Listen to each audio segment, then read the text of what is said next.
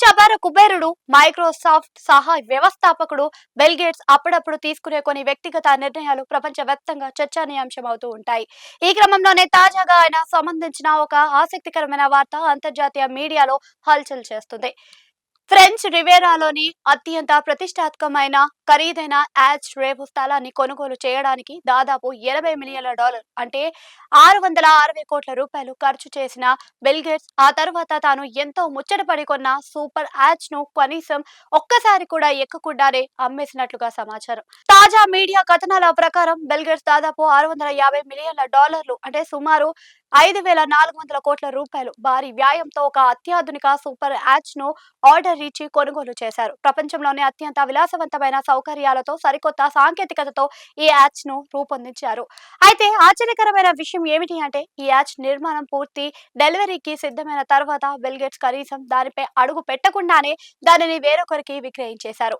ఈ విలాసవంతమైన యాచ్ ను సముద్ర తీరంలోని నిలిపి ఉంచడం కోసం ఫ్రెంచ్ రివేరా తీరంలోని అత్యంత ప్రత్యేకమైన ప్రముఖులతో మాత్రమే యాక్సెస్ చేయగల విలాసవంతమైన బెర్తులను ఆయన ముందుగానే బుక్ చేసుకున్నారు. దీనికోసం ఆయన వెచ్చించిన సొమ్ము దాదాపు $80 మిలియన్ల. ఇంత భారీ మొత్తంలో యాచ్ పార్కింగ్ స్థలం కోసమని ఖర్చు చేసిన తర్వాత కూడా అసలు యాచ్ ను ఉపయోగించకుండానే విక్రయించాలనే గేట్స్ నిర్ణయం వెనుక గల కారణాలపై మార్కెట్ వర్గాలలో రకరకాల ఊహాగానాలు సాగుతున్నాయి. పర్యావరణ పరిరక్షణ, గ్రీన్ ఎనర్జీ, క్లైమేట్ చేంజ్ అంటే వాతావరణ మార్పులపై నిరంతరం పోరాడే బిల్ గేట్స్ ఇలాంటి భారీ ఇంధనం వినియోగించే సూపర్ యాచ్లను ఉపయోగించడం వల్ల వచ్చే కార్బన్ ఉద్గారాల విమర్శల నుండి తప్పించుకోవడానికే ఈ నిర్ణయం తీసుకుని ఉండవచ్చని కొందరు భావిస్తూ ఉన్నారు. మరికొందరు దీనిని ఒక వ్యాపారం లేదా పెట్టుబడి వ్యూహంలో భాగంగా కూడా చూస్తున్నారు. ఏదేమైనా ఇంత భారీ ఆస్తిని కనీసం అనుభవించకుండానే వదులుకోవడం బిలియనీర్లకు విలాసాలకు వారి వింత నిర్ణయాలకు అద్దం పడుతుంది.